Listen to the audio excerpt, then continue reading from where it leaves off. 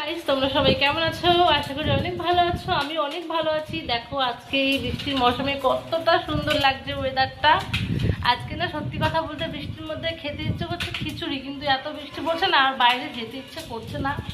তো যেহেতু যখন একটু বৃষ্টি কম ছিল তখন একদিনকে দিয়ে একটু বাজারের সামান আনিয়ে নিলাম। তো তোমাদের শেয়ার করবো কি কি এনেছি আর কি বানাবো, তোমরা দেখতে থাকো।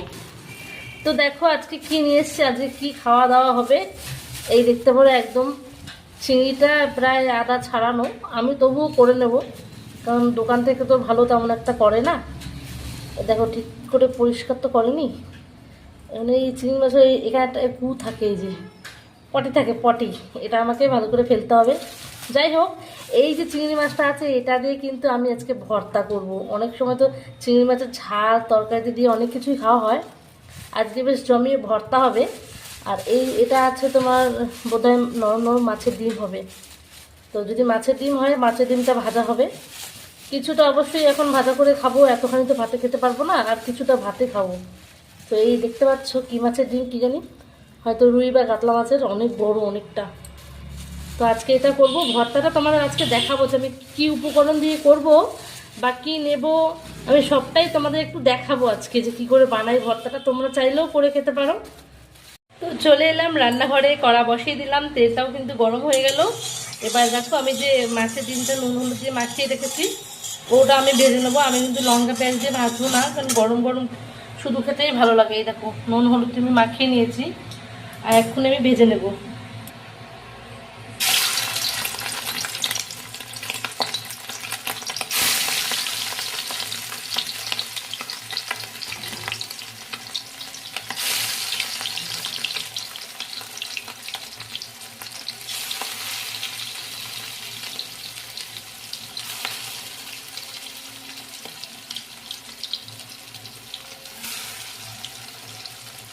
গাইস দেখতে পাচ্ছ সব কিছু অলরেডি রেডি করে নিয়েছি। এটা হচ্ছে চিংড়ি মাছটা বাটা, এটা হচ্ছে কাঁচা পেঁয়াজ, আর এখানে হচ্ছে ভাজা রসুন, টমেটো, শুকনো লঙ্কা, আর আমি আগে কাঁচা রসুন দিয়েছি, আর এই নুন। এটা দিয়ে এখন আমি মাখবো।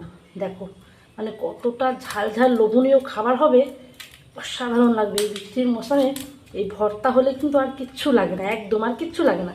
এই ভর্তা দিয়েই অমৃত লাগবে ভাত একবারে খেতে।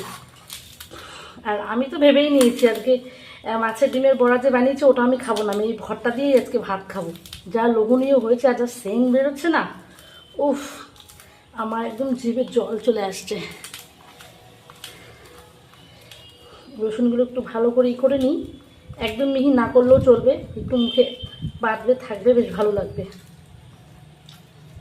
মাখতে মাখতে আমার আবার জিভে জল চলে আসছে। এবার কাঁচা পেস্টটা দিয়ে মেখে নিই, তাহলে এবার একটু সর্ষের তেলের প্রয়োজন আছে সামান্য, বেশি দেবো না, অল্পই দেবো, কারণ যেহেতু মাছটা আমি তেলে ভেজেছি সর্ষের তেলে, তাই এত তেলের প্রয়োজন নেই। আর এই চিংড়ি মাছটা বাটার পরে মনে হচ্ছে কি যেন আমি ডাল বেটেছি, কালারটা এমন হয়ে গেছে না, ডাল বাটার মতন লাগছে ঠিক। তো এই ভর্তা যদি বানিয়ে খাও তোমরা বন্ধুরা, তাহলে আর কিচ্ছু লাগবে না, গ্যারান্টি। একবার করে খেয়ে দেখো, তারপরে বলো।